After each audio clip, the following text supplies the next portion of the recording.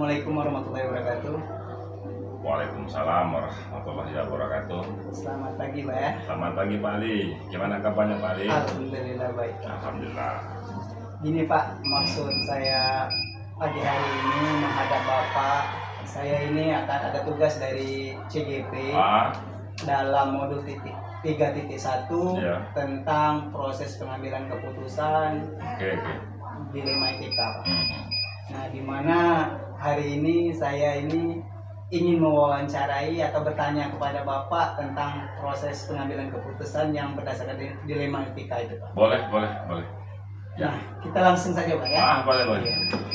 Nah, Pak, dalam proses pengambilan keputusan, Pak, seringkali seorang pimpinan itu ada halnya yang dinamakan pengambilan keputusan berdasarkan dilema etika ini, Pak. Nah, selama ini Bapak sebagai kepala sekolah kan, cara Bapak mengidentifikasi kasus-kasus yang merupakan dilema etika atau rujukan moral itu gimana Pak? Cara Bapak mengidentifikasi? Oke. Baik, terima kasih Pak Ali. Jadi begini, di dalam suatu organisasi, dalam hal ini kita sekolah, kita SMP Negeri 42 OPU, sudah barang tentu yang namanya dilema etika atau rujukan moral itu pasti ada. Nah, tentunya bagaimana cara kita mengidentifikasinya atau mengenalinya? Itu ada beberapa cara yang selama ini saya lakukan. Yang pertama jelas saya melakukan evaluasi langsung. Saya amati langsung dengan mata kepala saya sendiri bagaimana proses yang terjadi dalam hal umpamanya KBM mengambil sekolah kita ini. Tentunya apakah berjalan dengan lancar atau ada masalah di dalamnya yang terkait dengan dilema etika. Yang adalah satu pengamatan saya pribadi. Yang kedua, berangkat dari pengamatan, kita melihat adanya bukti dukung seperti data, fakta, dan saksi mata yang ikut memperkuat bahwa memang benar ada indikasi, ada identifikasi yang namanya dilema etika yang harus segera diangkat dan harus segera diselesaikan. Jadi observasi. Oke. Tentunya juga tidak bisa kita berdiri sendiri untuk mengenalinya, melainkan dengan bergabung dengan teman-teman warga sekolah, mulai dari yang atas sampai ke yang bawah. Jadi warga sekolah dilibatkan, pun juga warga di luar sekolah, dalam hal ini umpamanya orang tua siswa dan juga pemangku kepentingan. Demikian Pak. Oh iya. Berarti Pak, Bapak itu menggunakan pertama tadi pengamatan. Ya. Hal yang pertama itu pengamatan, Pak. Ya, Karena betul. adanya pengamatan, seorang pimpinan bisa mengidentifikasi permasalahan dilema itu yang mana harus diambil terlebih dahulu. Ya. Nah, untuk selanjutnya Pak ya, langkah-langkah atau prosedur Pak ya, seperti apa yang Bapak lakukan selama ini Pak, langkah atau prosedurnya? Dalam hal mengatasinya atau dalam hal Mengambil keputusan. Iya. Oke. Nah, selanjutnya biasanya setelah kita mengidentifikasi dan ada satu katakanlah masalah yang terkait dilema etika, tentunya kita harus bersikap cepat dalam hal menyelesaikan ini. Salah satunya yang jelas saya mengutamakan yang namanya musyawarah dengan rekan kerja, dengan warga sekolah, bagaimana ini bisa terjadi, bagaimana ini diatasi. Nah, itu satu. Yang kedua, kita jangan lupa ada pihak-pihak lain seperti pengawas, korwas dalam hal ini yang berkaitan dengan sekolah kita, dan juga ada pihak dinas. Jadi koordinasi itu perlu Pak Ali. Dan ada juga pihak komite yang kita libatkan bagaimana cara kita menyelesaikan masalah ini. Jadi masalah yang diambil itu bukan atas dasar pribadi tapi kemufakatan. Berarti Pak ya, dalam langkah-langkahnya yang pertama tadi kata Bapak, kita harus bersikap cepat itu dengan cara musyawarah ya, dengan warga sekolah itu baik dengan wakaf, nah, guru, BK dan sebagainya. kita berdayakan. Yang kedua tadi harus adanya koordinasi, dengan baik pihak. itu dengan lingkungan, dengan pihak dinas terkait, Ya. atau yang penting dengan komite, Pak. Ya, betul. Nah, selanjutnya Pak, hal-hal apa saja yang selama ini Bapak anggap efektif dalam pengambilan keputusan Nah, terhadap dilema etika ini, Pak? Hal-hal apa baik, saja? itu lebih penting lagi Pak Ali ya. Jadi ini suatu pembelajaran bagi kita semua.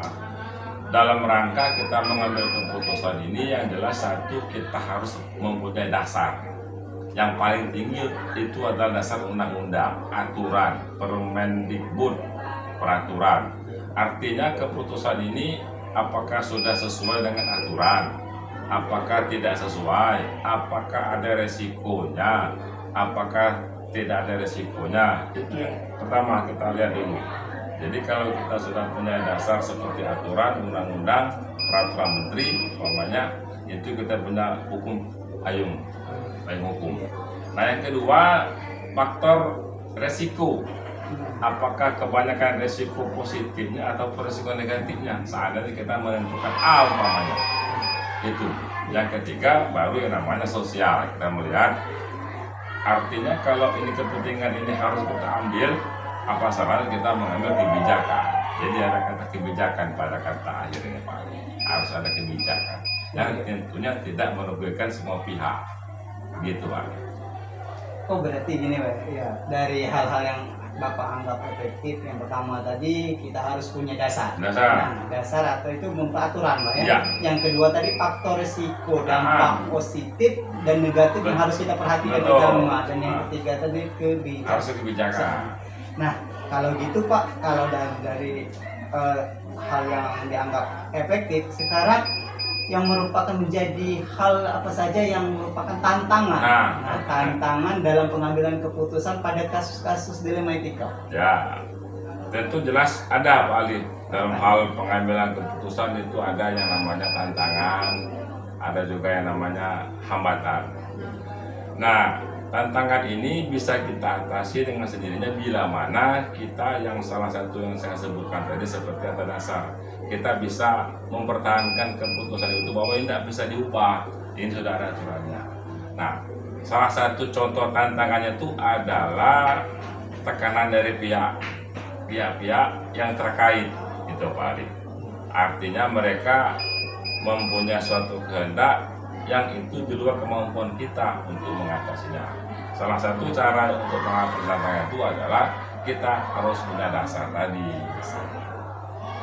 Nah, selanjutnya Pak, kalau tadi dari tantangan, dari hal yang efektifnya Pak ya, sekarang kira-kira Pak, Bapak memiliki katakanlah atau jadwal dalam menyelesaikan kasus etika dilema. Misalnya apakah Bapak langsung menyelesaikan ketika ada proses dilema etika itu, Bapak langsung menyelesaikan, atau Bapak ada jadwal atau rencana untuk menyelesaikan permasalahan yang terjadi dilema etika itu? Maaf ya. Iya.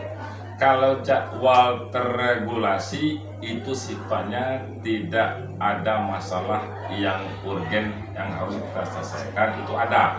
Artinya dalam hal 1 minggu sekali kita mengadakan pertemuan dengan kawan-kawan guru untuk mensosialisasi kebijakan yang baru, menjelaskan bagaimana hal masalah yang terjadi. Itu bila mana tidak ada suatu masalah yang urgen. Nah, bila mana dalam suatu ketika itu ada masalah yang timbul secara insiden, jadi kita selesaikan pada saat itu Pak Ali. Karena kenapa? Karena besar kecil masalah kalau tidak segera kita selesaikan akan bisa menjadi bola api bagi kita.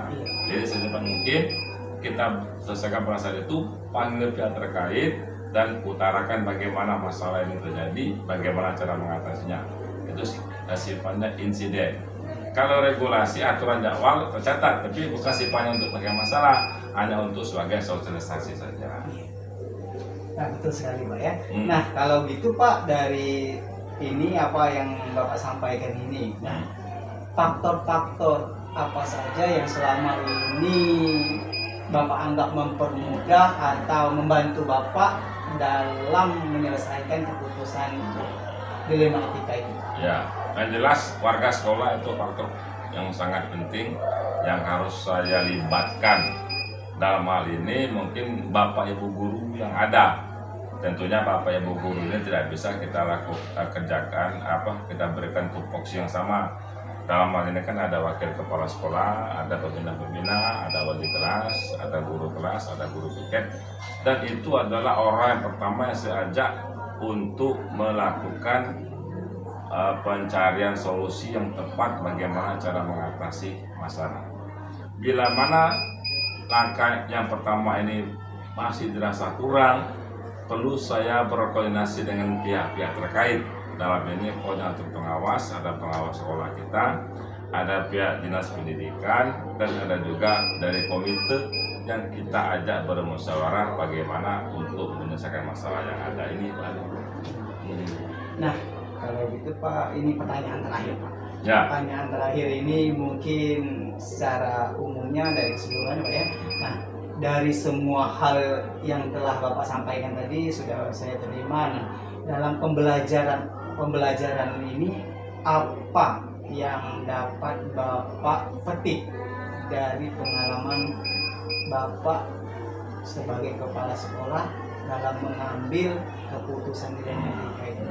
Ya, betul sekali Pak Ali. Kalau pengalaman itu banyak, salah satunya saya bisa sampaikan di sini adalah ketika kita mengambil sebuah keputusan itu tidak berdasarkan aturan atau undang-undang, itu mempunyai risiko tersendiri di akhir kemudian nanti.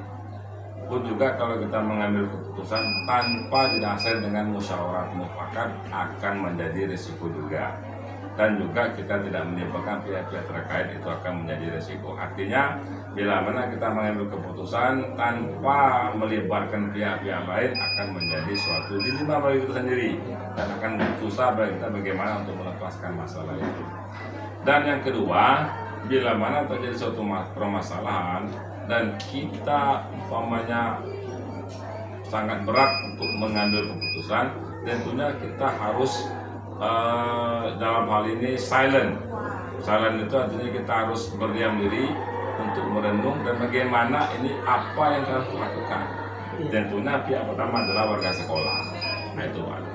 Nah Pak, mungkin dari penjelasan Bapak tentang pengalaman Bapak tadi, Bapak saya petik bahwa dilematika ini merupakan suatu proses pengambilan keputusan di antara benar dan benar, ya. Benar. Iya, dua hal yaitu benar. Tetapi seorang pimpinan harus mengambil satu tindakan yang lebih tepat. Ya. Ya, dalam proses dilematika itu yang saya petik dari pembicaraan kita. Ya. Mungkin itu saja Pak. Pembicaraan kita hari ini. Lebih kurangnya saya mohon maaf apabila ada kata-kata yang salah tadi dalam pertanyaan sehingga Bapak mengeluarkan yang tidak patut Bapak keluarkan, atau hal ini akan menjadi tolak ukur atau menjadi proses pembelajaran bagi saya untuk kedepannya apabila menemui proses-proses dilematika ini. Berdasarkan pengalaman Bapak ini sangat berharga buat saya sebagai calon guru penggerak kedepannya. Mungkin itu saja Pak, saya ucapkan terima kasih Pak dalam wawancara kita pagi hari ini. Semoga sukses Pak ya. Saya akhiri Pak. Wassalamualaikum warahmatullahi wabarakatuh. Waalaikumsalam warahmatullahi wabarakatuh.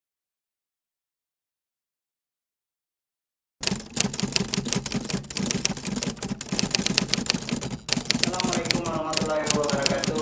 Perkenalkan, saya Ali Wardana, calon guru penggerak angkatan 11 Kabupaten Oku, di mana kali ini saya akan mewawancarai salah satu kepala sekolah.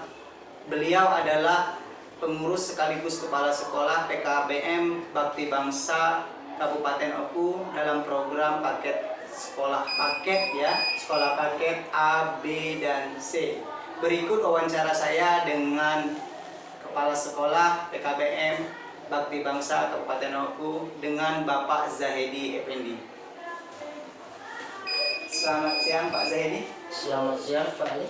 Ya, hari ini Pak saya akan sedikit bertanya dengan Bapak tentang dilema etika. Apakah Pak Zahedi sudah tahu tentang dilema etika itu Pak? Insya Allah sepengetahuan saya Pak Ali, kalau dilema etika ini berhubungan dengan manajemen penyelesaian kasus yang menyangkut dua hal yang sama berkepentingan. Nah, bagaimana cara mengambil keputusannya itu tergantung keadaan dan situasi, Pak. Ya, sangat baik. Nah, Pak, kali ini saya akan mengajukan beberapa pertanyaan untuk Bapak tentang dilema etika itu, Pak. Nah, langsung saja, Pak, ya, tentang pertanyaan pertama. Di sini Bapak selaku kepala sekolah pasti menemukan suatu dilema, Pak, ya. Nah, selama ini bagaimana Bapak dalam mengidentifikasi kasus-kasus yang merupakan dilema etika itu, Pak? Untuk selama ini, Pak, ya, dalam mengatasi masalah kasus dilema etika ini, tentu ada pengalaman-pengalaman yang saya lalui. Nah, untuk pengalaman ini saya mengidentifikasi dulu, Pak, mengamati dulu permasalahan ini terhadap kasus yang terjadi, baik dari laporan maupun dari berita ataupun kabar dari pihak yang terkait.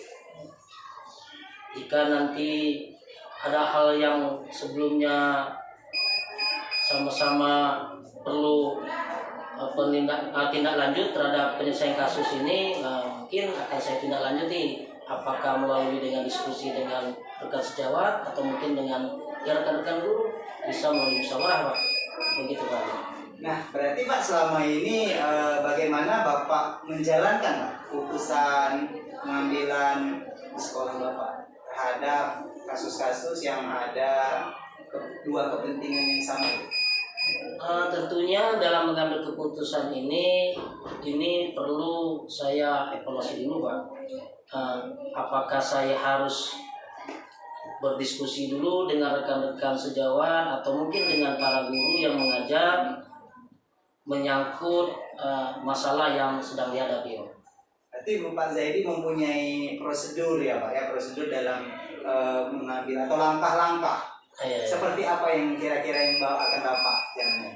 Yang jelas untuk masalah kasus dilema ini, Pak, yang jelas saya akan mengecek dulu terhadap kasus atau masalah yang terjadi untuk menentukan pihak mana yang akan saya libatkan atau pihak yang terkait mengenai keputusan yang akan diambil, bila perlu dengan cara diskusi atau mungkin dengan cara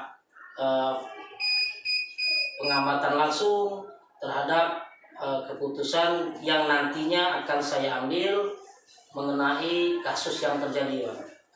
Berarti hal-hal apa saja kira-kira selama ini Bapak anggap efektif, Pak, dalam pengambilan keputusan pada kasus-kasus yang terjadi dilema itu? Untuk sementara ini kasus yang terjadi itu tentu saya melibatkan rekan-rekan, Pak, terutama rekan guru, kemudian rekan sejawat. Nah, ini masalah ini akan saya diskusikan dengan mereka terkait permasalahan yang terjadi, agar dalam pengambilan keputusan nanti bisa berdampak baik, karena ini akan menyangkut biasanya kalau masalah dari matematika menyangkut hati biasanya, Pak. Jadi kita harus mengetahui hal-hal apa yang terjadi sehingga kita bisa mengambil keputusan yang baik nantinya. Oh iya, dari pengambilan keputusan itu tentunya ada tantangan, ya, Pak, ya. Nah, kira-kira tantangan yang timbul pada saat pengambilan keputusan dilema etika itu apa, Pak? Tantangannya ya tentu dalam mengambil keputusan itu pasti ada tantangan atau risiko yang harus kita ambil, ya. Nah, tentu dalam mengambil keputusan ini kita lihat dulu persoalannya seperti apa, kemudian keterkaitannya nanti seperti apa, sehingga nanti akan timbul perasaan yang akan berdampak pada keputusan yang nanti akan kita ambil terhadap pihak-pihak yang terkait, Pak. Oh, dalam pengambilan keputusan itu, Pak, pasti ada misalnya terjadi suatu dilema, ya, Pak, ya. Nah, gitu. Pada saat terjadinya dilema itu, apakah Bapak Zaidi itu pada mengambil keputusan itu langsung atau ada prosedurnya, Pak? Kalau dalam mengambil keputusan sebenarnya tidak ada prosedur secara khusus, Pak, ya. Tetapi saya akan mengidentifikasi dulu permasalahan itu, karena permasalahan yang terjadi mengenai dilema etika ini menyangkut hati nurani tadi Pak. Jadi terkadang saya harus berdiskusi dulu dengan rekan sejawat atau mungkin dengan rekan-rekan guru, karena keputusan yang saya ambil ini nantinya akan berdampak kepada permasalahan ini. Nah, sehingga saya dari hasil pengamatan saya ini, ini masalahnya agak serius. Jadi perlu waktu atau alokasi khusus untuk mengambil keputusan, atau mungkin keputusan saya ambil ini harus cepat. Nah, ini tergantung kasus yang terjadi, Pak. Oh, dalam pengambilan keputusan ini, Pak, apakah ada hal-hal atau faktor-faktor yang mempermudahkan atau mempersulitkan pengambilan keputusan ini? Tentu ada, Pak. Setiap kita mengambil kebijakan itu atau keputusan itu pasti ada dampaknya. Jadi hal-hal atau faktor-faktor yang bisa membuat saya bisa mengambil keputusan biasanya itu hasil diskusi saya atau musyawarah saya dengan rekan guru terhadap kasus yang dihadapi, menyangkut kebaikan ataupun hasil yang nanti akan dicapai menyangkut sekolah ini. Mungkin terakhir Pak, ini pertanyaan terakhir yang akan saya sampaikan Pak. Dari semua hal yang telah disampaikan tadi Pak ya, pembelajaran apa yang dapat Bapak petik dari pengalaman Bapak mengambil keputusan dilema etika ini Pak? Pengalaman saya Pak, tentunya setiap keputusan itu pasti ada risiko yang harus kita ambil, dan ini perlu kita cari solusinya, sehingga setiap permasalahan itu Pak pasti ada jalan keluarnya, pasti ada penyelesaiannya, tergantung kita menyikapi dan bagaimana kita mengambil keputusan. Sehingga apa yang kita putuskan, apa yang kita ambil kebijakan kita ini akan berdampak baik kepada anak didik kita, kepada rekan-rekan guru kita, dan terutama untuk memajukan sekolah ini. Ini tentunya banyak hal yang bisa membuat kita mengambil kebijakan ini dengan cara ya tadi diskusi dengan kawan, mendengarkan pendapat rekan, sehingga kedepannya apa yang kita ambil ini, apa yang kita putuskan ini intinya untuk kemajuan sekolah. Jadi intinya Pak, setiap permasalahan itu pasti ada jalan keluarnya, itu aja. Nah Pak, mungkin itu saja Pak dari wawancara kita siang hari ini. Saya berterima kasih karena saya telah belajar dari Bapak tentang proses pengambilan keputusan yang dilakukan oleh Bapak Zahedi selaku kepala sekolah. Ini merupakan ilmu yang saya dapat Pak untuk saya pelajari lebih lanjut dalam materi kami dalam pendidikan ini Pak. Semoga apa yang Bapak sampaikan, Bapak saya bisa menerima pelajaran yang sangat berharga. Sekali lagi Bapak, saya ucapkan terima kasih Pak. Sama-sama Pak. Itu saja Pak wawancara kita hari ini. Terima kasih Pak. Wassalamualaikum warahmatullahi wabarakatuh. Waalaikumsalam warahmatullahi wabarakatuh.